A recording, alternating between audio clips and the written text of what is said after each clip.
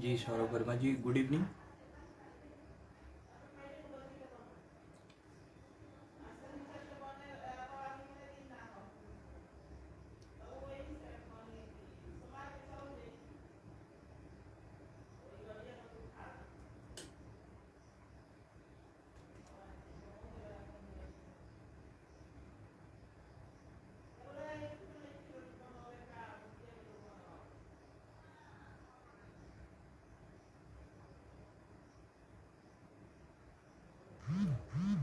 जी मंजरी, good evening. मेरी voice आ रही हो तो प्लीज़ मुझे बता दीजिए। अगर वॉइस क्लियर आ रही हो तो प्लीज़ बता दीजिए।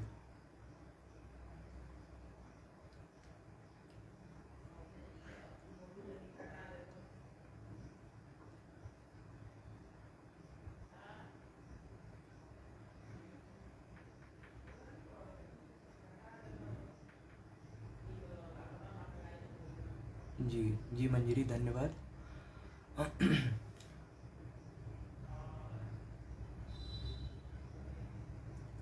तो देखिए, CPC 1908 में जो है हमारा एक लास्ट पार्ट रह गया है एग्जीक्यूशन को लेकर के, एग्जीक्यूशन प्रोसीडिंग को लेकर के, और उसे ही हमें कंप्लीट करना है। और CPC में जब हम एग्जीक्यूशन की बात करते हैं तो स्पेसिफिकली हमें प्रोविज़न दिया हुआ है। अगर हम फर्स्ट पार्ट में देखें तो सेक्शन 36 से लेकर के सेक्शन 74 तक आपको एग्जीक्यूशन से रिलेटेड प्रोविजन मिल जाएंगे। और वहीं जब आप प्रोसीजरल पार्ट में जाएंगे तो आपको ऑर्डर 21, जिसमें कि 106 रूल्स हैं, और वो CPC का सबसे बड़ा ऑर्डर है, तो वो प्रोसीजरल पार्ट में आपको मिल जाएगा। तो जब भी आपको अगर एग्जीक्यूशन को लेकर के कोई भी प्रोविज़न पढ़ना है, क्योंकि एग्जीक्यूशन का जो काम होता है वो सबसे लास्ट होता है, तो हमने भी प्रयास किया कि इसको सबसे लास्ट में ही पढ़ें। और एग्जीक्यूशन को लेकर के अगर आपको कुछ भी पढ़ना होगा तो आपको फर्स्ट पार्ट में देखना होगा सेक्शन 36 से लेकर के सेक्शन 74 तक, और प्रोसीजरल पार्ट में आपको देखना होगा ऑर्डर 21। अब आइए आज की क्लास हम स्टार्ट करते हैं, और हम स्टार्ट करते हैं सेक्शन 36 से। तो प्लीज़ आप लोग अपनी अपनी बेयर में देखिए, मैं बताता चलता हूँ और हम इसे देखते चलेंगे। देखिए, जब हम सेक्शन 36 देखते हैं तो सेक्शन 36 सिंपल सी बात कहता है। वो ये कहता है कि जो भी प्रोविज़न आपको CPC में दिए हुए हैं एग्जीक्यूशन ऑफ डिग्री को लेकर के, वो सेम प्रोविजंस अप्लाई होंगे जब किसी ऑर्डर के एग्जीक्यूशन को लेकर के एग्जीक्यूशन कराना होगा। मतलब कि किसी ऑर्डर का एग्जीक्यूशन कराना होगा तो वही सारे प्रोविजंस को फॉलो किया जाएगा जो कि किसी डिग्री को फॉलो करते समय, डिग्री को एग्जीक्यूट करते समय फॉलो करना है या दिया हुआ है।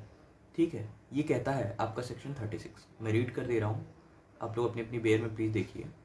सेक्शन 36 कहता है the provision of this code relating to the execution of degree including provision relating to payment under a degree shall, so far as they are applicable, be deemed to apply to the execution of order including the payment under order। तो जो भी provisions यहाँ पर दिए हुए हैं in case of execution of degree, वो same to same applicable होंगे कब? At the time of execution of order. यही कहता है आपका सेक्शन 36। अब देखिए, सेक्शन 36 के बाद हम रीड करते हैं सेक्शन 37 क्या कहता है। सेक्शन 37 कहता है definition of code which pass the degree. अब देखिए, सेक्शन 37 को पढ़ने से पहले इसकी ज़रूरत क्यों है पढ़ने की, या इसे समझने की क्या ज़रूरत है, इसके लिए हमें पहले पढ़ना होगा सेक्शन 38।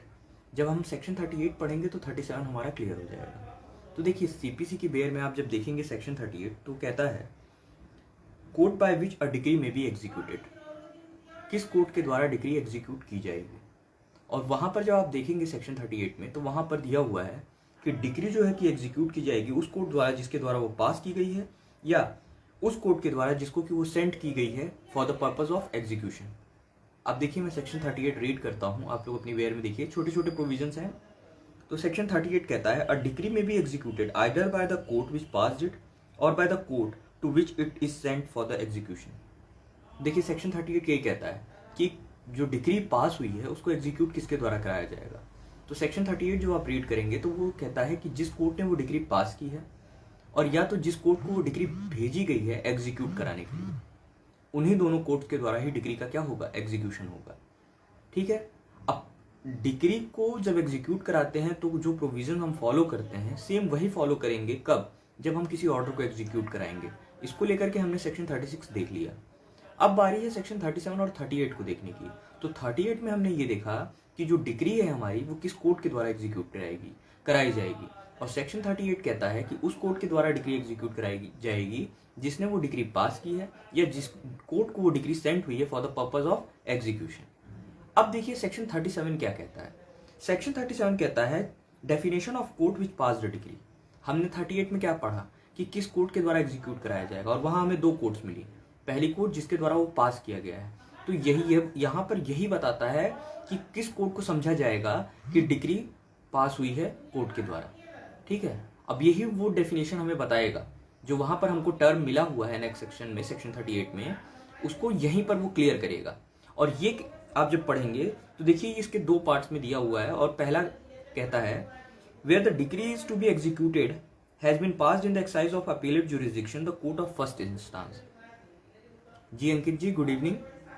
तो देखिए ये क्या कहता है कि अगर मान लीजिए कोई डिग्री पास हुई थी जो कि अपीलेबल थी, उसके अगेंस्ट आप अपील में गए और अपील में फिर से डिग्री पास हुई, जो फाइनल डिग्री पास हुई वो अपीलेट कोर्ट के द्वारा पास हुई, तो वहां पर किस कोर्ट को समझा जाएगा कि कौन सी कोर्ट होगी जिसको समझा जाएगा कि वो जो डिग्री पास हुई है वो उस कोर्ट द्वारा पास हुई है। तो ये कहता है कि उस केस में कोर्ट ऑफ फर्स्ट इंस्टांस को समझा जाएगा, यानी कि अपीलेट कोर्ट को नहीं समझा जाएगा, कोर्ट ऑफ फर्स्ट इंस्टांस को समझा जाएगा कि उस कोर्ट के द्वारा क्या हुआ है, डिग्री पास हुई है। यानी कि जो एग्जीक्यूशन होगा किस कोर्ट के द्वारा होगा, कोर्ट ऑफ फर्स्ट इंस्टांस के द्वारा होगा। और देखिए इसका दूसरा पार्ट क्या कहता है, where the court of first instance has ceased to exist और to have jurisdiction to execute it, the court which if the suit wherein the decree was passed was instituted at the time of making the application for execution of the decree would have jurisdiction to try such suit। अब मान लीजिए कि यहाँ पर हमने क्या देखा कि अपीलेट कोर्ट के केस, अगर अपीलेट कोर्ट के द्वारा डिग्री पास की गई थी तो वहां पर कोर्ट ऑफ फर्स्ट इंस्टांस समझा जा रहा था। अब यहाँ पर कहता है कि मान लीजिए कि जिस कोर्ट के द्वारा वो डिग्री पास की गई थी वो कोर्ट जो है अब एग्जिस्ट ही नहीं करती या उसका अब जुरिस्डिक्शन ही नहीं रह गया है, तो उस केस में किस कोर्ट को समझा जाएगा कि वह कोर्ट कॉम्पिटेंट कोर्ट है for the purpose of execution of degree. तो ये सेकंड पार्ट कहता है कि जिस कोर्ट में आप एप्लीकेशन लगा रहे हैं एग्जीक्यूशन को लेकर के, जिस भी डेट पे, उस डेट पे अगर वह कोर्ट कॉम्पिटेंट है कि अगर उस डेट पे सूट उस कोर्ट में इंस्टीट्यूट हुआ होता तो वो कोर्ट ट्राई कर सकती थी उस मैटर को, तो उस कोर्ट को समझा जाएगा क्या कि वो कोर्ट जो है कॉम्पिटेंट कोर्ट है। ये कहता है आपका सेक्शन 37 का दूसरा पार्ट। तो हमने देखा सेक्शन 36, हमने देखा सेक्शन 37 और हमने देखा सेक्शन 38। अब बारी आती है सेक्शन 39 की, ट्रांसफर ऑफ डिग्री। देखिए जब हम सेक्शन 39 पढ़ते हैं तो हमको सेक्शन 39, सेक्शन 40 और सेक्शन 45 तीनों एक साथ पढ़ लेना चाहिए। अब देखिए सेक्शन 39 क्या कहता है, ये ट्रांसफर ऑफ डिग्री की बात करता है। हमने सेक्शन 38 में क्या देखा, हमने सेक्शन 38 में देखा कि डिग्री किसके द्वारा एग्जीक्यूट कराई जाएगी, जिस कोर्ट के द्वारा पास की गई है या जिस कोर्ट को सेंड की गई है, किस लिए, एग्जीक्यूशन के पर्पज से। तो यानी कि डिग्री जो है, जी संजय जी गुड इवनिंग, यानी कि देखिए यहाँ पे क्या कह रहा है, यहाँ पर उसी सेकंड पार्ट को क्लियर कर रहा है। पहला तो हमारा क्लियर है कि जिस कोर्ट के द्वारा वो डिग्री पास हुई है, और किस कोर्ट के द्वारा मानी समझा जाएगा, कोर्ट ऑफ फर्स्ट इंस्टांस के द्वारा। Generally court of first instance के द्वारा ही समझा जाता है कि डिग्री पास हुई, यानी कि एग्जीक्यूशन भी कोर्ट ऑफ फर्स्ट इंस्टांस के ही द्वारा होगा। लेकिन जब हम सेक्शन 38 में दूसरी कोर्ट देख रहे थे, यानी कि दूसरा ऑप्शन देख रहे थे, तो वो क्या कह रहा था, जिस कोर्ट को वो डिग्री सेंड की गई है for the purpose of execution, यानी कि जाहिर सी बात है कि एक ट्रांसफरी कोर्ट रही होगी और एक कोर्ट ट्रांसफरी कोर्ट रही होगी और एक कोर्ट जिसको कि वो डिग्री ट्रांसफर की गई होगी, किस लिए, एग्जीक्यूशन के पर्पज से। तो ये चीजें क्लियर है। अब यहां पर यही बताएगा जी विवेक जी। तो देखिए जब आप सेक्शन 39 देखेंगे तो ये यहां पर यही चीज क्लियर करेगा जो हमने सेक्शन 38 में देखा कि डिग्री किसके द्वारा एग्जीक्यूट कराई जाएगी, कोर्ट जिसने पास किया है या कोर्ट जिसको कि सेंड किया गया है for the purpose of execution. अब जिसको कि सेंड किया गया है for the purpose of execution, ये कैसे सेंड किया जाएगा, इसकी क्या प्रोसीजर है, इसको लेकर के सेक्शन 39 बताता है। अब सेक्शन 39 क्या कहता है, सेक्शन 39 कहता है the court which pass the degree may on the application of the degree holder send it for execution to another court of competent jurisdiction. अब देखिए मान लीजिए कि आपके फेवर में कोई डिग्री पास हुई, आप हैं डिग्री होल्डर, लेकिन आपको जिसके अगेंस्ट उसको एग्जीक्यूट कराना है या जिस प्रॉपर्टी के अगेंस्ट उसको एग्जीक्यूट कराना है, वो प्रॉपर्टी या वो पर्सन उस कोर्ट के जुरिस्डिक्शन में है ही नहीं। तो अगर कोई पर्सन या कोई प्रॉपर्टी जिस कोर्ट में आपने एप्लीकेशन लगाया हुआ है एग्जीक्यूशन कराने को लेकर के, उस कोर्ट के क्षेत्राधिकार में या जुरिस्डिक्शन में है ही नहीं, अवेलेबल ही नहीं है, तो उस कोर्ट के पास पावर भी नहीं है कि वो डिग्री को क्या करा पाए, एग्जीक्यूट करा पाए। उस केस में वो कोर्ट क्या करती है, उस केस में वो कोर्ट अगर डिग्री होल्डर द्वारा कोई एप्लीकेशन लगाया जाता है तो वो उस डिग्री को सेंड कर देती है दूसरी कोर्ट में एग्जीक्यूट कराने के लिए। यही जो ट्रांसफर ऑफ डिग्री को लेकर के हम देखेंगे सेक्शन 39, उसमें हम यही प्रोविजंस को देखेंगे। और यहां पर देखिए सेक्शन 39 में क्या कह रहा है, 39 में कह रहा है कि अगर डिग्री होल्डर द्वारा कोई एप्लीकेशन लगाया जाता है, ठीक है, कोर्ट के पास, तो कोर्ट किसी कंपिटेंट कोर्ट को क्या कर सकती है, वो डिग्री सेंड कर देगी एग्जीक्यूशन के पर्पज से। और यहाँ पर देखिए जब हम इसको इसमें जो पार्ट्स में डिवीजन हुआ है सेक्शन 39 का, उसको पढ़ेंगे तो और क्लियर होगा।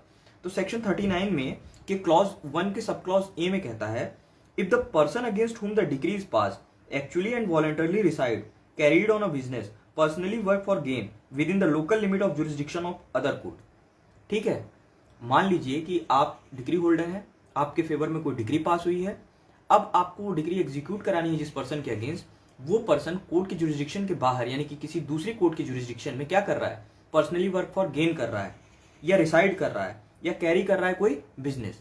तो जिस कोर्ट के जुरिस्डिक्शन में वो इस समय रिसाइड कर रहा है या वर्क फॉर गेन कर रहा है या कैरी कर रहा है कोई बिजनेस, तो यहां पर डिग्री होल्डर जिस कोर्ट के द्वारा डिग्री पास हुई है वहां एक एप्लीकेशन लगाएगा कि इसकी डिग्री को क्या किया जाए, सेंड कर दिया जाए अनदर कोर्ट को। किस पर्पज से, एग्जीक्यूशन के पर्पज से। फिर देखिए इसका दूसरा पार्ट क्या कहता है। मान लीजिए कि आपको आपके फेवर में कोई डिग्री पास हुई है किसी प्रॉपर्टी को लेकर के और आपको एग्जीक्यूट कराना है। अब वो जो डिग्री आपके फेवर में पास हुई है जिस टाइम पे, उस टाइम पे जिस प्रॉपर्टी को लेकर के आपको एग्जीक्यूशन कराना है, वो जिस कोर्ट ने डिग्री पास की है उसके जुरिस्डिक्शन में नहीं है। मान लीजिए कि कोर्ट ए ने आपके फेवर में कोई डिग्री पास की, अब आपको जिस प्रॉपर्टी को लेकर के डिग्री को एग्जीक्यूट कराना है अपने फेवर में, वो प्रॉपर्टी कोर्ट ए के जुरिस्डिक्शन में नहीं है बल्कि कोर्ट बी के जुरिस्डिक्शन में है। तो यहां पर एज अ डिग्री होल्डर आप क्या करेंगे, कोर्ट ए के पास एप्लीकेशन लगाएंगे कि कोर्ट ए क्या करे, कोर्ट ए जो है डिग्री को सेंड कर दे कोर्ट बी में, ताकि क्या हो पाए, उसका प्रॉपर एग्जीक्यूशन हो पाए। अब देखिए इसका मैं दूसरा पार्ट रीड करता हूं। वो कहता है, if such person has not property with in the local limit of the jurisdiction of the court which pass the degree sufficient to satisfy such degree and has property within the local limit of jurisdiction of such other court। फिर देखिए इसका तीसरा part क्या कहता है। If the decree direct the sale or delivery of immovable property situated outside the local limit of the jurisdiction of the court which passed it।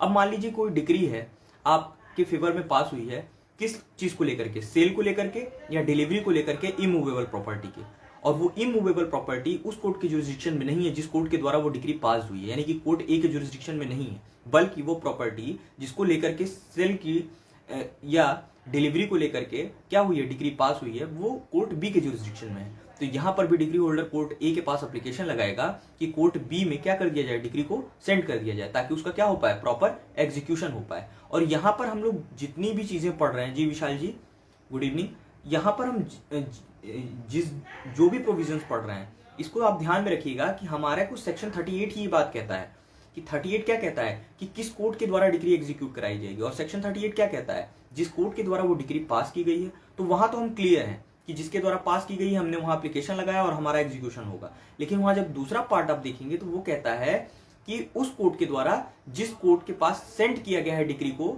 Execution को कराने को लेकर के, for the purpose of execution. ठीक है, तो हम यहां वही पढ़ रहे हैं कि कब कब डिग्री को सेंड किया जाएगा अनदर कोर्ट के पास।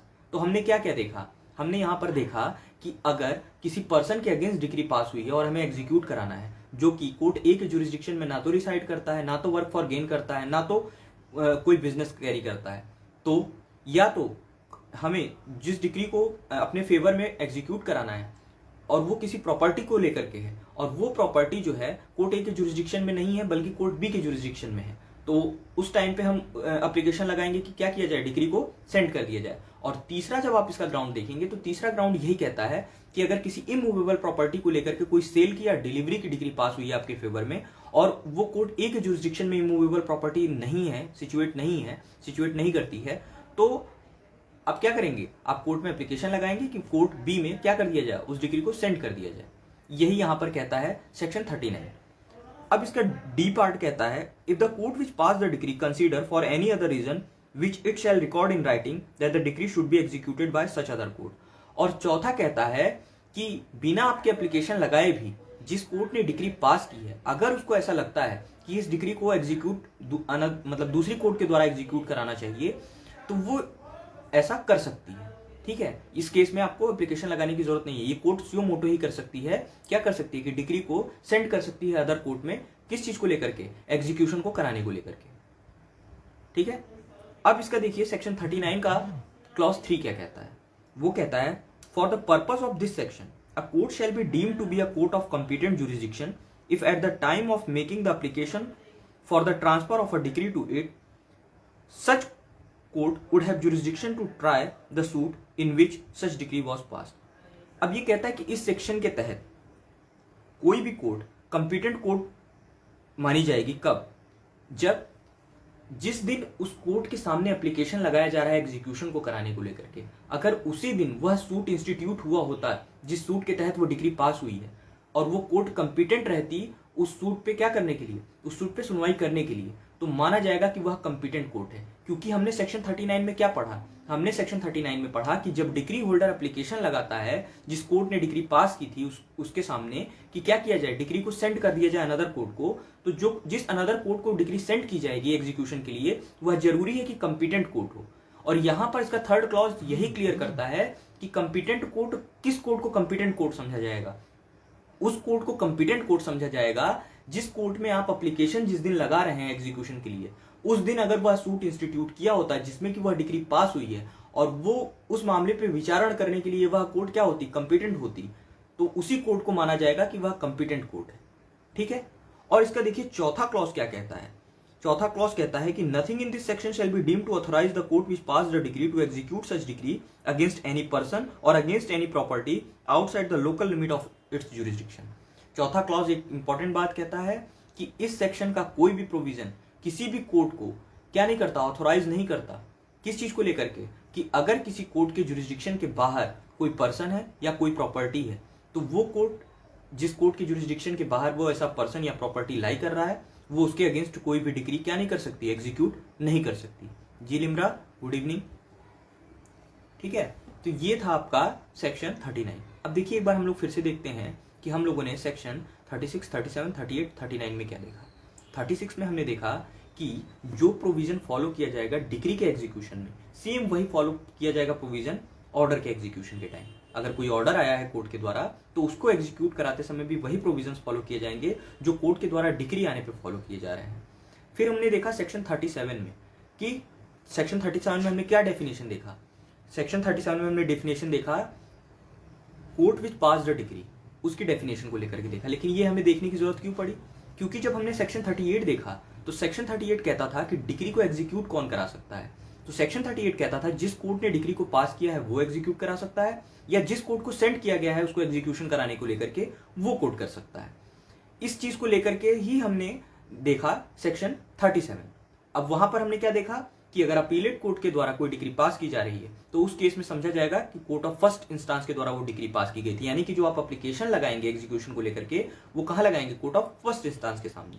अब उसके बाद हम लोगों ने सेक्शन 39 में क्या देखा। सेक्शन 39 में हमने देखा कि किन किन ग्राउंड्स पर हम किसी डिग्री को ट्रांसफर करेंगे किसी अदर कोर्ट को, किस चीज के लिए, एग्जीक्यूशन के लिए, और वो सारे ग्राउंड्स हमने देखे। अब उसके बाद हम देखेंगे सेक्शन 40। अब देखिए सेक्शन 40 क्या कहता है, transfer of degree to court in another state.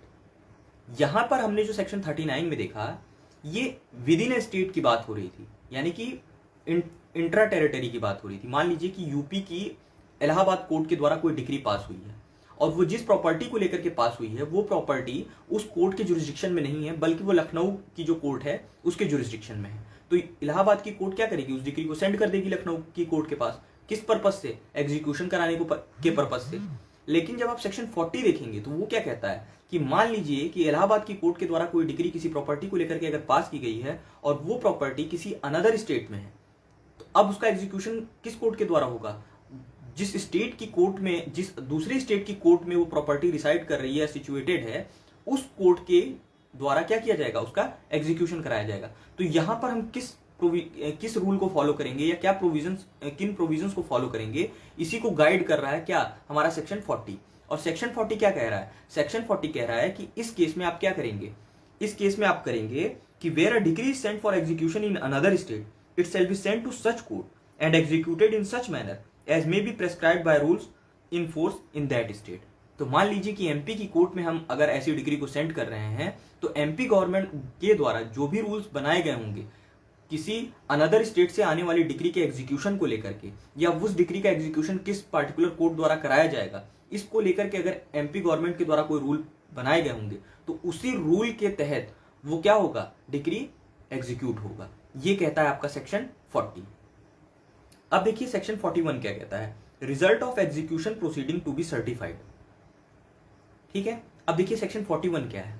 Section 41 ये है कि जैसे आपने सेक्शन 39 में देखा कि हम क्या कर रहे थे, कुछ ग्राउंड्स पर क्या कर रहे थे, एप्लीकेशन लगा रहे थे कोर्ट के पास कि कोर्ट क्या करे, डिग्री को सेंड कर दे अनदर कोर्ट को एग्जीक्यूशन के लिए। फिर हम लोगों ने देखा सेक्शन 40 में कि हम क्या कर रहे थे, दूसरे स्टेट की कोर्ट के पास अप्लाई कर रहे थे, ट्रांसफर कर रहे थे किस चीज के लिए, डिग्री के एग्जीक्यूशन के लिए। अब सेक्शन 41 ये कहता है कि जिस कोर्ट के पास वो डिग्री गई है, किस चीज के लिए, एग्जीक्यूशन के लिए, वो कोर्ट अगर एग्जीक्यूट कर दे रही है तो इस बात को वो इन्फॉर्म करेगी ट्रांसफरिंग कोर्ट को, और अगर वो एग्जीक्यूट कराने में फेल हो जा रही है तो उसको अपना रीजन बताना होगा कि वो ऐसा करने में क्यों फेल हो गई।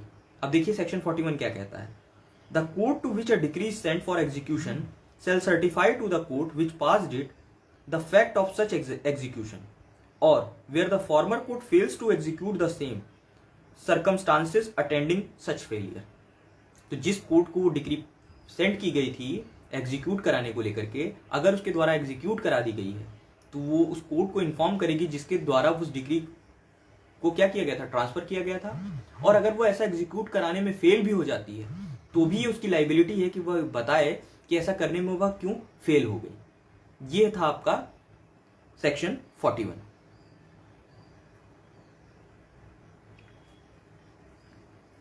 अब देखिए सेक्शन 42 क्या कहता है। सेक्शन 42 कहता है power of court in executing transferred degree. क्या पावर होगी कोर्ट की इन एग्जीक्यूटिंग ट्रांसफर्ड डिग्री, यानी कि जिस कोर्ट को वो डिग्री सेंड की गई है एग्जीक्यूशन कराने को लेकर के, उस कोर्ट के पास क्या पावर होगी। अब ये यही बताता है आपका सेक्शन 42। सेक्शन 42 कहता है the court executing a degree sent it shall have the same power in executing such degree as if it had been pass by itself. यानी कि जिस कोर्ट के पास वो डिग्री को सेंड किया गया है एग्जीक्यूशन के लिए, उसके पास सेम वही पावर होगी। कैसी, जैसी कोर्ट, मान लीजिए कि कोर्ट ए है, कोर्ट बी है, कोर्ट ए के द्वारा अगर कोई डिग्री पास की गई और वो इसको एग्जीक्यूट कराने में फेल हो रही है क्योंकि वो प्रॉपर्टी उस समय उसकी जुरिडिक्शन में ना होकर के कोर्ट बी में है, तो कोर्ट ए क्या करेगी, आपके द्वारा लगाए गए एप्लीकेशन पे उसको क्या कर देगी, कोर्ट बी को सेंड कर देगी। अब यहाँ कोर्ट बी के पास क्या पावर होगी, तो यही कहता है आपका सेक्शन 42 कि कोर्ट बी के पास सेम वही पावर होगी जो कोर्ट ए होल्ड कर रही थी।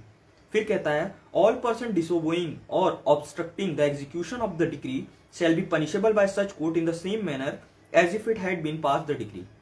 और जो भी पर्सन उसको डिसओबे करेगा या डिस्ट्रक्ट करेगा उस डिग्री को, वो वैसे ही पनिशेबल होगा जैसे कोर्ट ए द्वारा पनिशेबल होता अगर उसने ऐसा किया होता तो कोर्ट बी भी सेम पावर रखती है पनिश करने का। फिर कहता है and its order in executing such degree shall subject to the same rule in respect of appeal as if the degree had been pass by itself. और यहां पर अगर कोई ऑर्डर पास होता है कोर्ट बी के द्वारा, ठीक है, डिग्री को लेकर के जो कि अपीलेबल है, तो उस केस में भी वो सेम प्रोविजंस वही फॉलो होंगे जो कोर्ट ए के केस में फॉलो होते। ठीक है, अब देखिए इसका क्लॉज 2 क्या कहता है।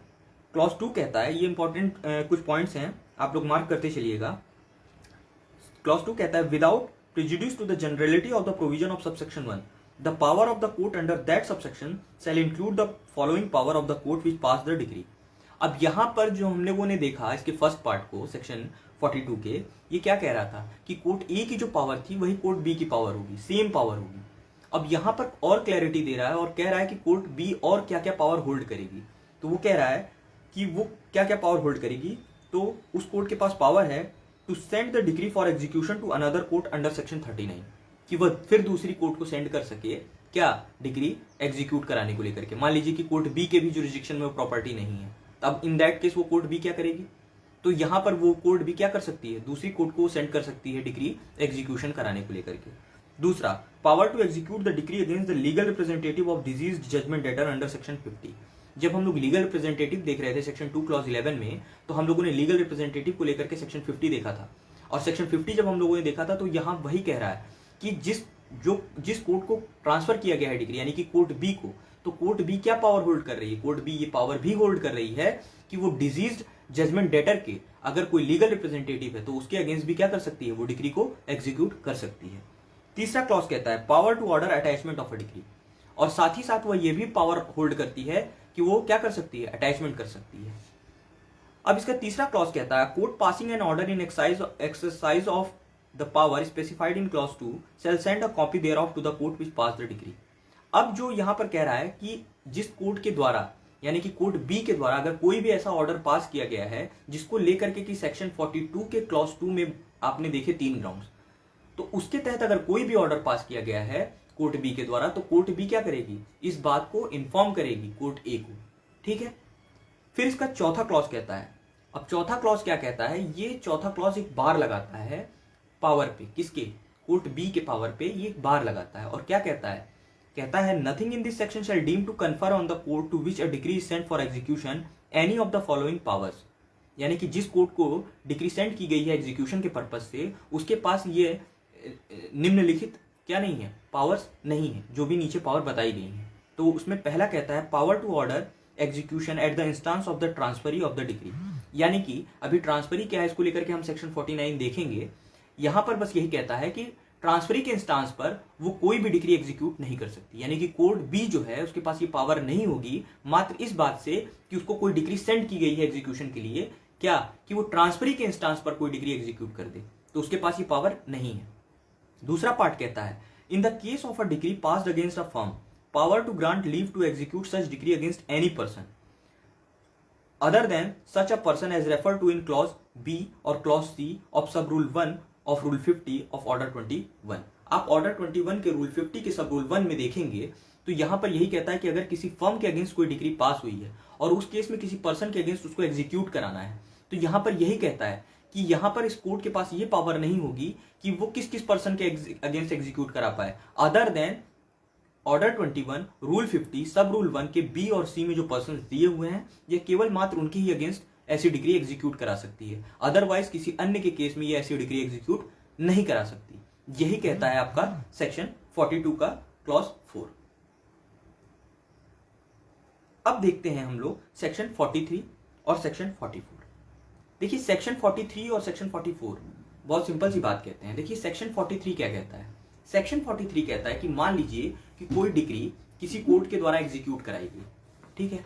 अब जिस कोर्ट के द्वारा वो डिग्री एग्जीक्यूट कराई गई है उस कोर्ट पे के जुरिस्डिक्शन पे सीपीसी के प्रोविजंस अप्लाई नहीं होते हैं। जैसे मान लीजिए आज तो Jammu and Kashmir reorganisation act 2019 pass हो जाने के बाद इस कोड का एप्लीकेशन जम्मू एंड कश्मीर पे भी हो गया है, लेकिन जब Jammu and Kashmir reorganisation act pass नहीं हुआ था तो सीपीसी का एक्सटेंट जम्मू एंड कश्मीर पे नहीं था। अब मान लीजिए कि जम्मू और कश्मीर की किसी कोर्ट के द्वारा कोई डिग्री पास की गई और उसको एग्जीक्यूट कराना है, तो हम क्या करेंगे? और इसका दूसरा पार्ट कहता है कि अगर कोई कोर्ट स्टैब्लिश की गई है किसके द्वारा? सेंट्रल गवर्नमेंट के द्वारा आउटसाइड इंडिया, स्टैब्लिश या एडमिनिस्टर की जा रही है सेंट्रल गवर्नमेंट के द्वारा आउटसाइड इंडिया, तो उस केस में भी क्या हम फॉलो करेंगे प्रोसीजर एग्जीक्यूशन के टाइम पे?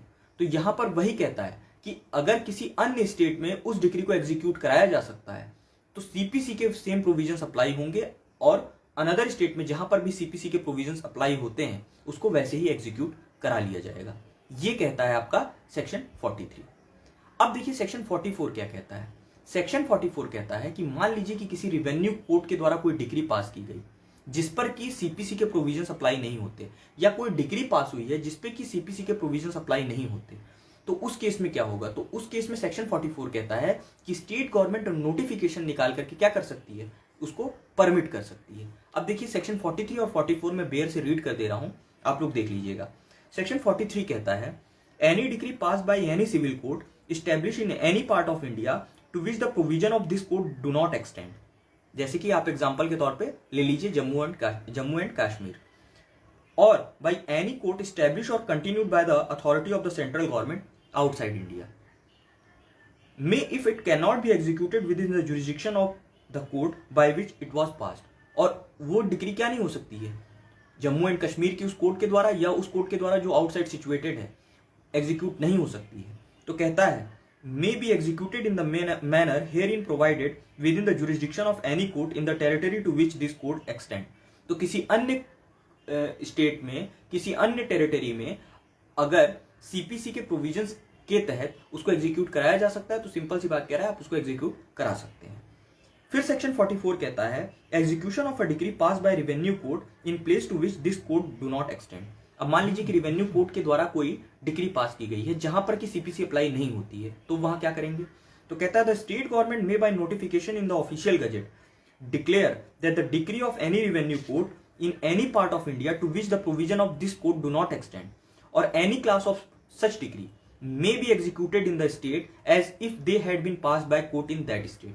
तो अगर मान लीजिए कि किसी रेवेन्यू कोर्ट के द्वारा कोई डिग्री पास की गई है जिस पर कि सीपीसी अप्लाई नहीं होती या किसी डिग्री को लेकर के, तो वहां पर यही कहता है कि स्टेट गवर्नमेंट नोटिफिकेशन में डिक्लेयर कर देगी कि वो रेवेन्यू कोर्ट के द्वारा पास की गई डिग्री कैसे अप्लाई होगी, ऐसे अप्लाई होगी कि मानो उस स्टेट की ही किसी कोर्ट के द्वारा वो डिग्री पास की गई है। लेकिन इसके लिए जरूरी है कि स्टेट गवर्नमेंट के द्वारा नोटिफिकेशन निकाला गया हो इस पर्पस को लेकर के। ठीक है, अब देखिए सेक्शन 44A क्या है। देखिए सेक्शन 44A जब हम लोग देख रहे थे फॉरेन कोर्ट फॉरेन जजमेंट, यानी कि सेक्शन 2 क्लॉज 5, सेक्शन 2 क्लॉज 6, फिर सेक्शन 13, सेक्शन 14, तो उसके साथ हम लोगों ने सेक्शन 44A देखा था। सेक्शन 44A में आप बस सिंपल सी बात ये समझ लीजिए कि जी ऋचा धन्यवाद, जी अनमोल जी। तो देखिए सेक्शन 44A क्या कहता है। सेक्शन 44A बहुत सिंपल सी बात कहता है, मान लीजिए कि कोई रेसिप्रोकेटिंग टेरिटरी है, नेपाल है, बांग्लादेश है, वहां की किसी कोर्ट के द्वारा कोई डिग्री पास की गई, अब उस डिग्री का एग्जीक्यूशन इंडिया में कराना है, इसको लेकर के सेक्शन 44A बात करता है। सेक्शन 44A कहता है कि अगर किसी रेसिप्रोकेटिंग टेरिटरी, अब रेसिप्रोकेटिंग टेरिटरी क्या होगी, तो जब आप इसका एक्सप्लेनेशन 1 देखेंगे सेक्शन 44A का, तो वहां पर क्लियर कट बताया हुआ है कि कोई भी टेरिटरी रेसिप्रोकेटिंग टेरिटरी है या नहीं, ये डिसाइड कौन करेगा? Central government. और मैं जब आपको पढ़ा रहा था फॉरेन कोर्ट और फॉरेन जजमेंट, तो मैंने आपको बताया था कि लेटेस्ट में यूएई को रेसिप्रोकेटिंग टेरिटरी का दर्जा सेंट्रल गवर्नमेंट ने दिया हुआ है। तो देखिए यहां पर यही कहता है कि रेसिप्रोकेटिंग टेरिटरी की अगर किसी सुपीरियर कोर्ट के द्वारा कोई भी डिग्री पास की जाती है और वो एग्जीक्यूट करानी है इंडिया में, तो यहाँ की डिस्ट्रिक्ट कोर्ट में उस डिग्री को लगाया जाएगा। किस पर्पज से? एग्जीक्यूशन के पर्पज से। और अब देखिए इसका दूसरा क्लॉज क्या कहता है। दूसरा क्लॉज कहता है कि मान लीजिए ए के अगेंस्ट 10,000 की कोई डिग्री पास हुई थी बांग्लादेश में, बांग्लादेश की सुपीरियर कोर्ट के द्वारा। ठीक है, अब वहां पर जब उसके अगेंस्ट 10,000 की कोई डिग्री पास हुई थी, यानी कि जजमेंट डेटर था ए, और वहां पर उससे 500 रुपए वसूल लिए गए। अब उसको मात्र 9,500 रुपए ही क्या करने हैं? डिग्री होल्डर को देने हैं। तो यहां पर इसका क्लॉज 2 यही कहता है कि जो वहां की सुपीरियर कोर्ट होगी, जब वो अपनी फाइनल डिग्री भेज रही होगी एग्जीक्यूशन के पर्पज से इंडिया में, तो वो साथ साथ एक सर्टिफिकेट भी लगाएगी, एक सर्टिफाइड कॉपी भी लगाएगी कि कितना हिस्सा डिग्री का उससे वसूल लिया गया है और कितना शेष रह गया है। ठीक है, अब उसके बाद देखिए एक चीज और इंपॉर्टेंट है सेक्शन 44A में। देखिए सेक्शन 44A में आप लोग मार्क कर लीजिए, पहली बात तो सुपीरियर कोर्ट के द्वारा होनी चाहिए। दूसरी बात, ये डिग्री आप कहां पर लगाएंगे एग्जीक्यूशन के पर्पज से? तो डिस्ट्रिक्ट कोर्ट में लगाएंगे। और तीसरी बात जो आपके इसके तीसरे क्लॉज में मिलेगी, तीसरे क्लॉज में सिंपल सी बात कहता है कि जिस डिस्ट्रिक्ट कोर्ट में उस डिग्री को लगाया गया होगा एग्जीक्यूशन के पर्पज से, अगर वह सेक्शन 13 के क्लॉज ए से लेकर के क्लॉज एफ में किसी भी ग्राउंड पे एग्जिस्ट करती है, तो यहां पर डिस्ट्रिक्ट कोर्ट डिनाई कर सकती है उसको एग्जीक्यूट करने को लेकर के। और हम लोगों ने जब सेक्शन 13 पढ़ा था तो हम लोगों ने क्या देखा था कि कब जो है फॉरेन जजमेंट कंक्लूसिव होगा। तो हमने देखा था कि फॉरेन जजमेंट हमेशा कंक्लूसिव होगा, एक्सेप्ट अगर वो फॉल नहीं करता है 6 ग्राउंड पे जो भी मेंशन है सेक्शन 13 में क्लॉज ए से लेकर के एफ तक। ठीक है, और इसके बाद रेसिप्रोकेटिंग टेरिटरी क्या होगी? तो जो सेंट्रल गवर्नमेंट बताएगी वही रेसिप्रोकेटिंग टेरिटरी होगी। और इसके एक्सप्लेनेशन 2 की जो लास्ट लाइन है ये इंपॉर्टेंट है, इसको आप लोग प्लीज मार्क कर लीजिए कि अगर कोई आर्बिट्रल अवार्ड पास होता है किसी रेसिप्रोकेटिंग टेरिटरी की सुपीरियर कोर्ट के द्वारा भी, तो वो जो है उस पे ये प्रोविजन सेक्शन 44A अप्लाई नहीं होगा, भले ही क्यों ना उस आर्बिट्रल अवार्ड का एग्जीक्यूशन एज अ डिग्री और जजमेंट किया जा सकता है। तो जो है कि सेक्शन 44A में आप लोग सुपीरियर कोर्ट को मार्क कर लीजिए, डिस्ट्रिक्ट कोर्ट को मार्क कर लीजिए। उसके बाद आप जो है लास्ट जो इसका एक्सप्लेनेशन 2 है, इसकी जो लास्ट लाइन है कि क्या ये आर्बिट्रल अवार्ड पे अप्लाई होगा, तो सेक्शन 44A का एक्सप्लेनेशन 2 क्लियर करता है कि आर्बिट्रल अवार्ड पे इसका कोई भी एप्लीकेशन नहीं होगा। अब देखते हैं हम लोग सेक्शन 45। देखिए सेक्शन 45 क्या कहता है। सेक्शन 45 कहता है, हम लोगों ने सेक्शन 39 में क्या देखा था कि विद इन अ स्टेट हमें किसी अनदर कोर्ट में ट्रांसफर करना था। सेक्शन 40 में हम लोगों ने क्या देखा था कि एक स्टेट से दूसरे स्टेट में क्या किया जा रहा था, डिग्री को ट्रांसफर किया जा रहा था एग्जीक्यूशन के पर्पज से। अब हम सेक्शन 45 में क्या देखेंगे कि आउटसाइड इंडिया हम क्या कर रहे हैं, डिग्री को सेंड कर रहे हैं, किस पर्पज से, एग्जीक्यूशन के पर्पज से। तो 39, 40 और 45, ठीक है। और 44A में हमने क्या देखा कि आउटसाइड इंडिया से इंडिया में आ रही है डिग्री, किस लिए, एग्जीक्यूशन के पर्पज से। अब देखिए सेक्शन 45 सिंपल सी बात कहता है कि जिस भी पावर के तहत कोर्ट ए कोर्ट बी को कोई डिग्री ट्रांसफर कर दे रही थी एग्जीक्यूशन को लेकर के, सेम वही पावर के तहत कोर्ट ए क्या कर सकती है, आउटसाइड इंडिया उस डिग्री को सेंड कर सकती है एग्जीक्यूशन के पर्पज से। अब देखिए मैं रीड कर देता हूं सेक्शन 45 क्या कहता है। कहता है so much of the foregoing section of this part as empower a court to send a degree for execution to another court shall be construed as empowering a court in any state to send a decree for execution to any court established by the authority of the central government outside India to which the state government has by notification in the official gazette declare this section to apply।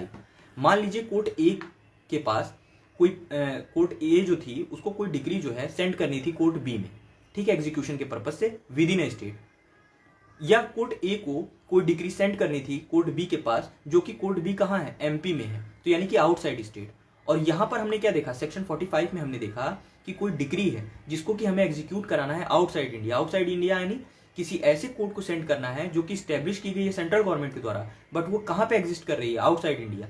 तो अगर state government के द्वारा notification से ये publish कर दिया गया है, यानी कि एम्पावर कर रहा है कोर्ट ए को, तो कोर्ट ए क्या कर सकती है, इसे आउटसाइड इंडिया भी एग्जीक्यूशन के लिए सेंड कर सकती है। और ये दिया हुआ है आपके सेक्शन 45 में। अब देखिए सेक्शन 46 क्या है। सेक्शन 46 पढ़ने से पहले से समझना जरूरी है। सेक्शन 46 सिंपल सी बात कहता है, हम लोगों ने देखा था कि पहले जजमेंट पास होता है, फिर डिग्री बनती है और उसके बाद एप्लीकेशन लगाया जाता है एग्जीक्यूशन के लिए। मान लीजिए डिग्री पास होने के बाद डिग्री होल्डर को ऐसा लग जाता है कि कोर्ट ए जो है उसके जुरिस्डिक्शन में वो प्रॉपर्टी सिचुएटेड नहीं है जिसको कि लेकर के एग्जीक्यूशन कराना है। वो कहाँ पर है, कोर्ट बी में है वो प्रॉपर्टी इस टाइम पे, और उसे ये डर है कि जब डिग्री के लिए मैं एप्लीकेशन लगाऊंगा और एप्लीकेशन लगाने के समय तक या एप्लीकेशन लगाने के बाद एग्जीक्यूशन से पहले वो डिग्री होल्डर, वो जजमेंट डेटर क्या करेगा, उस प्रॉपर्टी को सेल कर देगा। तो यहां पर डिग्री होल्डर के पास ये राइट है क्या कि वह कोर्ट ए में एक एप्लीकेशन लगाए, और वो एक एप्लीकेशन लगाए और कोर्ट ए से डिमांड करे कि कोर्ट ए क्या करे, एक प्रिसिप्ट सेंड करे किसको, कोर्ट बी को, किस चीज को लेकर के, उस प्रॉपर्टी के अटैचमेंट को लेकर के। यानी कि क्या कराइए आप, कोर्ट बी को ये रिक्वेस्ट या एक प्रिसिप्ट सेंड करिए और कोर्ट बी से कहिए कि वो प्रॉपर्टी को क्या कर ले, अटैच कर ले, क्योंकि उसे ये डर है डिग्री होल्डर को कि जब तक वो एप्लीकेशन लगाएगा एग्जीक्यूशन के लिए तब तक जजमेंट डेटर क्या कर चुका होगा, उस प्रॉपर्टी को कि जो कि कोर्ट बी में लाई कर रही है उसको सेल कर देगा या रिमूव कर देगा, ठीक है। तो इसी को लेकर के है सेक्शन 46। और सेक्शन 46 में एक 2 मंथ को लेकर के एक टर्म आएगा, आप लोग उसे मार्क कर लीजिएगा, ये इंपॉर्टेंट है, ये क्वेश्चन पूछा हुआ है। अब आइए देखते हैं सेक्शन 46 क्या कहता है प्रिसिप्ट को लेकर के। कहता है upon the application of the degree holder the court which pass the degree में whenever it think fit issue a precept to any other court which would be competent to execute such decree to attach any property belonging to the judgment debtor and specified in the precept। तो यहां पे यही कह रहा है कि court ए के द्वारा कोई डिग्री पास की गई, अब पास की गई लेकिन वो प्रॉपर्टी कहां पर है, प्रॉपर्टी कोर्ट बी के जुरिस्डिक्शन में है, और डिग्री होल्डर को क्या कर लगता है कि जजमेंट डेटर एग्जीक्यूशन होने तक क्या करेगा, उस प्रॉपर्टी को सेल कर देगा। तो यहां पर डिग्री होल्डर एप्लीकेशन लगाएगा कोर्ट ए में कि वो क्या करे, प्रिसिप्ट सेंड करे कोर्ट बी में, और कोर्ट बी से कहे कि आप क्या करिए, उस प्रॉपर्टी को अटैच कर लीजिए। फिर देखिए इसका दूसरा क्लॉज कहता है the court to which a precept is send shall proceed to attach the property in the manner prescribed in regard to the attachment of property in execution of a decree। और clause 2 कहता है section 46 का कि जिस court को भी प्रिसिप्ट send किया गया है, यानी कि कोर्ट बी को अगर प्रिसिप्ट सेंड किया गया है तो कोर्ट बी क्या करेगी, उस प्रॉपर्टी को वैसे ही अटैच करेगी जैसे एग्जीक्यूशन ऑफ डिग्री के टाइम पे किसी प्रॉपर्टी को अटैच किया जाता है। यानी कि जो प्रोविजंस फॉलो किए जाएंगे किसी डिग्री के एग्जीक्यूशन के टाइम पे अटैचमेंट को लेकर के, वही कोर्ट बी के द्वारा अगर उसको कोई प्रिसिप्ट मिलती है कोर्ट ए से तो उसे भी उसी को फॉलो वैसे ही करना होगा। फिर देखिए इसका प्रोविजो इंपॉर्टेंट है और वो क्या कहता है, provided that no attachment under precept shall continue for more than 2 month. यानी कि अगर आपने कोर्ट से रिक्वेस्ट किया, कोर्ट ने प्रिसिप्ट इशू किया, कोर्ट बी को सेंड किया, कोर्ट बी ने उस प्रिसिप्ट के बिहाफ पर किसी प्रॉपर्टी को अटैच किया, तो ये मैक्सिमम कितने ड्यूरेशन तक जो है कि फॉलो होगा। तो ये कहता है मैक्सिमम 2 मंथ तक ही क्या वैलिड रहेगा, वो प्रिसिप्ट के थ्रू हुआ अटैचमेंट वैलिड रहेगा, उसके बाद वो वैलिड नहीं रहेगा। लेकिन यहां पर इसका भी एक्सेप्शन दिया हुआ है। और एक्सेप्शन क्या दिया हुआ है, तो पहला एक्सेप्शन कहता है the period of attachment is extended by order of the court which pass the degree. यानी कि अगर कोर्ट ए के द्वारा उस टाइम पीरियड को एक्सटेंड कर दिया जा रहा है, ठीक है, तो उस केस में ये 2 मंथ का टाइम पीरियड बीत जाने के बाद भी क्या रहेगा, वो वैलिड रहेगा। और दूसरा ग्राउंड ये कहता है कि जिस कोर्ट को वो प्रिसिप्ट सेंड किया गया था, अगर उस कोर्ट को कोर्ट ए द्वारा डिक्री सेंड कर दी जाती है एग्जीक्यूशन के पर्पज से, तो भी क्या रहेगा, वो 2 महीने बाद भी वैलिड रहेगा। लेकिन यहां जरूरी है कि डिक्री होल्डर ने उस पार्टिकुलर प्रॉपर्टी को सेल को लेकर के भी एप्लीकेशन लगा दिया हो। ये कहता है इसका प्रोविजो। देखिए मैं रीड करता हूं, provided that no attachment under a precept shall continue for more than 2 month unless the period of attachment is extended by an order of the court which passed the decree, or unless before the determination of such attachment the decree has been transferred to the court by which the attachment has been made and the decree holder has applied for an order for the sale of such property। तो ये था आपका section 46। अब आइए देखते हैं section 47 क्या कहता है। सेक्शन 47 कहता है question to be determined by the court executing decree. किन किन सवालों का क्या होगा, डिटर्मिनेशन किया जाएगा उस कोर्ट के द्वारा जिस कोर्ट के द्वारा डिग्री को एग्जीक्यूट कराया जा रहा है। तो सेक्शन 47 कहता है all question arising between the parties to the suit in which the decree was pass और their representative and relating to the execution, discharge and satisfaction of the degree shall be determined by the court executing the degree.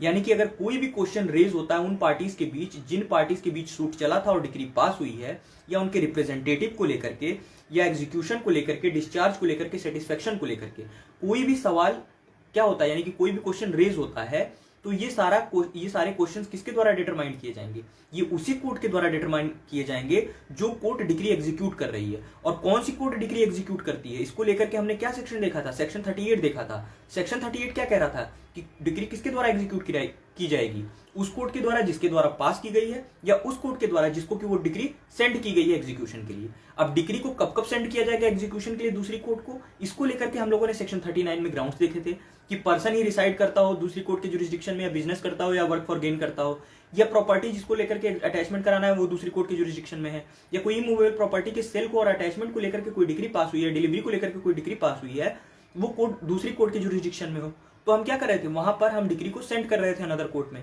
फिर हम लोगों ने देखा था कि another state में भी क्या किया जा सकता है, सेंड किया जा सकता है। 45 में हम लोगों ने क्या देखा, आउटसाइड इंडिया भी इसको सेंड किया जा सकता है। ठीक है, अब यहां पर क्या कह रहा है, यहां पर यही कह रहा है कि अगर इस प्रकार के कोई भी सवाल आते हैं, पार्टीज के बीच में कोई भी क्वेश्चन आता है, ठीक है, एग्जीक्यूशन को लेकर के, सेटिस्फेक्शन को लेकर के, डिस्चार्ज को लेकर के, या उनके रिप्रेजेंटेटिव को लेकर के, तो ये सारे क्वेश्चन किसके द्वारा डिटरमाइन किए जाएंगे, उसी एग्जीक्यूटिंग कोर्ट के द्वारा। और इसके लिए आप कोई नया सूट नहीं लाएंगे, यानी कि अगर ऐसे कोई क्वेश्चंस नए रेज होते हैं तो इसके लिए आप फर्दर कोई नया सूट नहीं लाएंगे। ठीक है, अब देखिए इसका तीसरा क्लॉज क्या कहता है। तीसरा क्लॉज कहता है कि अगर कोई रिप्रेजेंटेटिव को लेकर के क्वेश्चन रेज होता है कि कोई पर्सन रिप्रेजेंटेटिव है या नहीं पार्टीज का, तो ये भी क्वेश्चन किसके द्वारा डिटरमाइन किया जाएगा, उसी एग्जीक्यूटिंग कोर्ट के द्वारा। और यही तीसरा क्लॉज कहता है कि where a question arises as to whether any person is or not the representative of a party, such question shall for the purpose of this section be determined by the court। तो अगर कोई person किसी party का representative है या नहीं, ऐसा भी कोई क्वेश्चन रेज होता है, तो इसको भी कौन डिटरमाइन करेगा, एग्जीक्यूटिंग कोर्ट ही डिटरमाइन करेगी। फिर इसका एक्सप्लेनेशन 1 कहता है कि अगर किसी प्लेंटिफ के द्वारा कोई सूट लाया गया था और वो डिसमिस हो गया, और कोई सूट प्लेंटिफ के द्वारा लाया गया था किसी डिफेंडेंट के अगेंस्ट और वो डिसमिस हो गया, तो वो प्लेंटिफ और वो डिफेंडेंट क्या माने जाएंगे, पार्टीज टू द सूट माने जाएंगे। इसका एक्सप्लेनेशन 2 क्या कहता है कि अगर कोई परचेजर है किसी प्रॉपर्टी का और उसकी सेल को लेकर के कोई डिग्री कोर्ट के द्वारा एग्जीक्यूशन में पास की जाती है, तो उस परचेजर को भी क्या माना जाएगा, पार्टीज टू द सूट माना जाएगा। और इसका बी क्लॉज कहता है कि all question relating to the delivery of position of property to purchaser or his representative shall be deemed to be the question relating to the execution, discharge, satisfaction of the decree within the meaning of this section। यानी कि कहता है कि अगर कोई purchaser था किसी property का और उसने क्या किया, जब सेलर ने उसको प्रॉपर्टी डिलीवर नहीं की तो वो कोर्ट में गया। किस चीज को लेकर के? उसने कोर्ट में प्लेंट डाला, प्लेंट दायर किया किस चीज को लेकर के? उसके डिलीवरी को लेकर के या पोजीशन को लेकर के प्रॉपर्टी के। और कोर्ट ने वहां क्या किया, उसके फेवर में वो डिग्री पास की। तो जब कोर्ट ने उसके फेवर में वो डिग्री पास की तो यहां पर यही कह रहा है कि अगर कोई क्वेश्चन आता है डिलीवरी ऑफ पोजीशन को लेकर के, ठीक है, तो delivery of position of property को लेकर के टू सच परचेजर और हिज रिप्रेजेंटेटिव, और ये परचेजर या उसके रिप्रेजेंटेटिव से जुड़ा हुआ कोई सवाल है, तो वह क्वेश्चन भी क्या माना जाएगा कि वह क्वेश्चन भी उसी कोर्ट के द्वारा डिसाइड किया जाएगा जिस कोर्ट के द्वारा उसकी डिग्री को एग्जीक्यूट कराया जाएगा। ठीक है, अब देखिए हम लोग एक बार सेक्शन 36 से 47 तक जोड़ जोड़ करके पढ़ने का प्रयास करते हैं ताकि हमारा एक चैन बन जाए। देखिए सेक्शन 37 क्या कह रहा था, 36 माफ कीजिए। देखिए हम लोगों ने आज स्टार्ट किया था एग्जीक्यूशन को लेकर के। एग्जीक्यूशन को लेकर के जब हमने पढ़ना शुरू किया तो मैंने आपको बताया था कि हम लोग यहाँ पर देखेंगे सेक्शन 36 से 74 तक, यानी 36 से 74 तक यहाँ देखेंगे, और ऑर्डर 21 में 106 रूल दिए हुए हैं। यहाँ पर जब हम लोगों ने सेक्शन 36 पढ़ा तो उसमें हम लोगों ने सिंपल सी ये चीज पढ़ी कि जब कोई डिग्री कोर्ट के द्वारा पास होती है, मैंने आपको बताया था कि कोर्ट के द्वारा जजमेंट, डिग्री और ऑर्डर पास होता है। ऑर्डर और डिग्री का एग्जीक्यूशन कराना है। तो देखिए हम लोगों ने जब डेफिनेशन क्लॉज पढ़ा था तो डिग्री अलग क्लॉज में था, ऑर्डर अलग क्लॉज में था। फिर अब बारी आती है उसके एग्जीक्यूशन को। मान लीजिए कि कोर्ट के द्वारा डिग्री पास हो गई या ऑर्डर पास हो गया, तो सेक्शन 36 यही क्लैरिटी दे रहा है कि जितने भी प्रोविजंस को आप फॉलो करेंगे किसी डिग्री को एग्जीक्यूट कराने में, सेम वही प्रोविजंस फॉलो होंगे किसी ऑर्डर को एग्जीक्यूट कराने में। ठीक है, फिर हम लोगों ने कोर्ट की डेफिनेशन देखी थी कि किसके द्वारा डिग्री पास की है मानी जाएगी, यानी कि किस कोर्ट के द्वारा माना जाएगा कि डिग्री पास की गई है। इसको लेकर के हम लोगों ने देखा था सेक्शन 37। उसको पढ़े उससे पहले आप 38 पढ़िए, क्योंकि 38 आपको बताता है कि आप एप्लीकेशन कहां लगाएंगे एग्जीक्यूशन का। तो 38 कहता है कि आप एप्लीकेशन दो जगह लगा सकते हैं, पहला जिस कोर्ट के द्वारा वो पास किया गया है, या दूसरा जिस कोर्ट को ट्रांसफर किया गया है वो डिग्री को एग्जीक्यूट कराने को लेकर के। यानी कि मैंने आपको बताया था कि मान लीजिए कि कोर्ट ए के द्वारा तो डिग्री पास की गई, लेकिन कोर्ट ए अब कंपिटेंट नहीं है कि वो डिग्री को एग्जीक्यूट कर पाए। क्यों? क्योंकि वो जिस प्रॉपर्टी के अगेंस्ट वो डिग्री पास हुई है, जिस पर्सन के अगेंस्ट वो डिग्री पास हुई है, वह कोर्ट ए के क्षेत्राधिकार में नहीं है, वो कहाँ है, कोर्ट बी के क्षेत्राधिकार में है। तो जाहिर सी बात है कि अब ये कोर्ट ए कंपिटेंट ही नहीं है कि उसको एग्जीक्यूट कर पाए। तो इस केस में क्या किया जाएगा, कोर्ट बी को वो सेंड कर दिया जाएगा। और इसी को लेकर के हम लोगों ने क्या देखा, इसी को लेकर के हम लोगों ने सेक्शन 39 में ग्राउंड्स देखे कि कब कब कोर्ट ए से कोर्ट बी में किसी डिग्री को सेंड किया जाएगा एग्जीक्यूशन को लेकर के। ठीक है, फिर हम लोगों ने सेक्शन 40 में क्या देखा, सेक्शन 40 में हमने देखा कि मान लीजिए कि एक स्टेट है जैसे कि यूपी है, इलाहाबाद की किसी कोर्ट के, सिविल कोर्ट के द्वारा कोई डिग्री पास की गई, लेकिन वो इलाहाबाद की सिविल कोर्ट की जुरिस्डिक्शन में प्रॉपर्टी या वो पर्सन लाई नहीं करता, या प्रॉपर्टी सिचुएटेड नहीं है, या वो पर्सन रिसाइड नहीं करता, वो कहाँ करता है, लखनऊ की सिविल कोर्ट की जुरिस्डिक्शन में। तो कोर्ट ए सिंपली क्या कर रही थी, डिग्री को कोर्ट बी में सेंड कर दे रही थी। सेक्शन 40 बस थोड़ी सी क्लैरिटी देता है कि मान लीजिए कि एक स्टेट की सिविल कोर्ट के द्वारा पास तो किया गया है बट एग्जीक्यूट नहीं किया जा सकता। एग्जीक्यूट किसके द्वारा हो पाएगा, दूसरे स्टेट की किसी कोर्ट के द्वारा। तो वहां पर बस ये गाइड करता है कि वहां पर इलाहाबाद की जो सिविल कोर्ट है वो जो भी डिग्री सेंड करेगी वो उसी कोर्ट को सेंड करेगी जो एमपी स्टेट के रूल्स के तहत तय किया गया होगा कि किस कोर्ट के द्वारा वो क्या किया जाएगा, एग्जीक्यूट किया जाएगा, किस प्रोसीजर को फॉलो करके एग्जीक्यूट किया जाएगा। ये सारी चीजें अब लागू होंगी उसी स्टेट के अकॉर्डिंग। ठीक है, इसके बाद हम लोगों ने देखा था सेक्शन 41। सेक्शन 41 सिंपल सी बात कह रहा था कि अगर ए कोर्ट के द्वारा बी कोर्ट को कोई डिग्री सेंड कर दी गई है एग्जीक्यूशन को लेकर के, और बी कोर्ट अगर उसका एग्जीक्यूशन करा लेती है तो भी वो ए कोर्ट को बताएगी कि मैंने एग्जीक्यूट करा दिया है। अगर वो कराने में फेल हो जाती है तो भी वो कोर्ट ए को इन्फॉर्म करेगी कि मैं क्यों ऐसा डिग्री एग्जीक्यूट कराने में फेल रहा। ये कह रहा था आपका सेक्शन 40। सेक्शन 42 सिंपल सी बात कह रहा था कि जो पावर कोर्ट ए के पास थी वही पावर सेम टू सेम वही पावर कोर्ट बी भी होल्ड करेगी। अगर कोर्ट ए के द्वारा कोई डिग्री के एग्जीक्यूशन को लेकर के सेंड किया गया है कोर्ट बी में, तो कोर्ट बी भी सेम वही पावर होल्ड करेगी जो कोर्ट ए फॉलो कर रही थी। यही बात बताता है आपको सेक्शन 42। अब देखिए सेक्शन 42 के बाद हम लोगों ने सेक्शन 43 देखा था, और 43 कह रहा था कि मान लीजिए कि किसी कोर्ट के द्वारा कोई डिग्री पास की गई, और जिस कोर्ट के द्वारा वो डिग्री पास की गई उस कोर्ट के द्वारा पास की गई उस स्टेट में सीपीसी एप्लीकेबल नहीं है, या किसी ऐसी कोर्ट के द्वारा डिग्री पास की गई जो कि एडमिनिस्टर और स्टैब्लिश तो सेंट्रल गवर्नमेंट के द्वारा किया गया है, बट वहां पर सीपीसी एप्लीकेबल नहीं है, यानी कि वो आउटसाइड इंडिया है। तो वहां पर सिंपल सी बात कह रहा था कि जिस भी स्टेट में, अन्य स्टेट में जहां सीपीसी लागू होती है, वहां अगर उसके किसी पार्ट को एग्जीक्यूट कराया जा सकता है तो सीपीसी के प्रोविजंस के तहत क्या किया जाएगा, उसे एग्जीक्यूट करा दिया जाएगा। सेक्शन 44 कह रहा था कि मान लीजिए कि किसी स्टेट, किसी रिवेन्यू कोर्ट के द्वारा कोई डिग्री पास की जाती है, ठीक है, और जिस रिवेन्यू कोर्ट के द्वारा वो डिग्री पास की गई है उस रिवेन्यू कोर्ट पे, उस स्टेट पे सीपीसी एप्लीकेबल नहीं है। तो यहां यही कह रहा था कि इस केस में अगर स्टेट गवर्नमेंट क्या करती है, ऑफिशियल गजेट निकाल करके नोटिफिकेशन से ये पब्लिश कर देती है कि ये परमिट करती है कि अगर किसी अन्य स्टेट के द्वारा जहां पर सीपीसी एप्लीकेबल नहीं है उसके रिवेन्यू कोर्ट के द्वारा कोई डिग्री पास की गई है तो वो हमारे यहाँ ऐसे ही एग्जीक्यूट कराई जाएगी मानो कि हमारे ही स्टेट के किसी कोर्ट के द्वारा क्या किया गया है, उस डिग्री को पास किया गया है। ये कह रहा था आपका सेक्शन 44। फिर 44A में हम लोगों ने रेसिप्रोकेटिंग टेरिटरी को लेकर के देखा। मैंने आपको फिर बताया रेसिप्रोकेटिंग टेरिटरी को आप ऐसे लीजिए कि मान लीजिए बांग्लादेश है, नेपाल है, इनके द्वारा बांग्लादेश या नेपाल के किसी सुपीरियर कोर्ट के द्वारा कोई डिग्री पास की गई, वो डिग्री का एग्जीक्यूशन कहाँ होना है, इंडिया में होना है, क्योंकि वहां वो एग्जीक्यूशन इसलिए नहीं हो सकता क्योंकि उनके जुरिडिक्शन में वो पर्सन है नहीं, वो पर्सन भाग करके चला आया है इंडिया में। अब क्या होगा, तो यहाँ की डिस्ट्रिक्ट कोर्ट में उस डिग्री को लगाया जाएगा और यहाँ के डिस्ट्रिक्ट कोर्ट के द्वारा क्या किया जाएगा, उसका एग्जीक्यूशन किया जाएगा।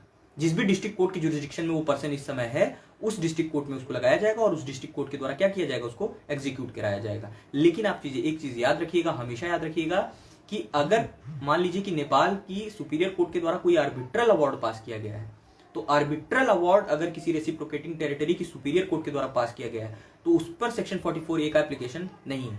यानी कि ऐसे मान के चलिए कि वो आर्बिट्रल अवार्ड का यहां पर कोई भी एग्जीक्यूशन नहीं हो पाएगा सेक्शन 44A के तहत। फिर उसके बाद कहता है सेक्शन 45 कि आउटसाइड इंडिया क्या हम भेज सकते हैं किसी डिग्री के एग्जीक्यूशन को लेकर के, सेक्शन 45 उसी को परमिट करता है। सेक्शन 46 में मैंने आपको बताया प्रिसिप्ट कब लगाया जाता है कि डिग्री होल्डर को ये डर है कि जो उसकी प्रॉपर्टी कोर्ट बी में है, की जुरिडिक्शन में है, जबकि कोर्ट ए के द्वारा डिग्री पास की गई है, उसको ये डर है कि जजमेंट डेटर क्या करेगा, उस प्रॉपर्टी को सेल कर देगा एग्जीक्यूशन से पहले। तो वो क्या कहेगा, कोर्ट ए से रिक्वेस्ट करेगा कि सर आप क्या करिए, एक आज्ञा पत्र यानी कि एक प्रिसिप्ट पास करिए और कोर्ट बी को सेंड करिए और कहिए कि क्या करे कोर्ट बी, उस प्रॉपर्टी को तुरंत अटैच कर ले ताकि जजमेंट डेटर क्या ना कर पाए, उस प्रॉपर्टी को सेल या रिमूव ना कर पाए। ठीक है, और ये कितने दिन तक मैक्सिमम वैलिड रहती है, तो 2 मंथ तक। आप इसको मार्क कर लीजिए सेक्शन 46 में। और उसके बाद हम लोगों ने सेक्शन 47 में देखा कि एग्जीक्यूटिंग कोर्ट के पास किस किस क्वेश्चन को डिटरमाइन करने की पावर है, और जिस जिस क्वेश्चन को डिटरमाइन करने की एग्जीक्यूटिंग कोर्ट को पावर है उस सवाल को लेकर के आप फिर से कोई नया सूट इंस्टीट्यूट नहीं कर सकते। यही कहता है आपका सेक्शन 47। तो आज की क्लास में हम लोगों ने सेक्शन 36 से सेक्शन 47 तक कवर किया। कल की क्लास में हम प्रयास करेंगे कि सेक्शन 48 के आगे पढ़ें। ठीक है, तो अभी तक जिस किसी को भी कोई प्रॉब्लम हो प्लीज मुझे बता दीजिए। जी संजय जी, सेक्शन 44A जो है 1937 में ऐड हुआ है अमेंडमेंट से। जी दिव्यांशी धन्यवाद। तो आप सभी का अभी तक मेरे साथ बने रहने के लिए धन्यवाद। अगर आप सभी को क्लास अच्छी लगी हो तो प्लीज लाइक और शेयर करना ना भूलें।